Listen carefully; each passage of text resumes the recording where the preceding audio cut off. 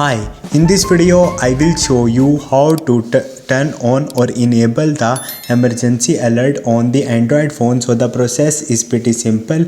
Emergency alerts are also known as the Amber Alerts. So how you can turn or enable it? Simply you have to click on the settings. Once you will in your settings, you have to click on the search and you have to search for the emergency. Once you will make search for it, now you will see multiple options are here.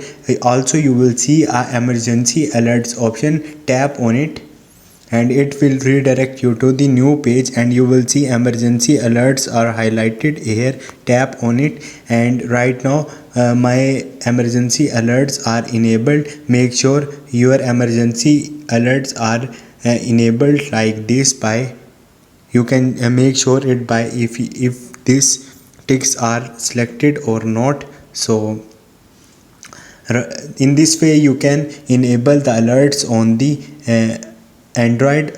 Hope this video will helpful for you. See you next time.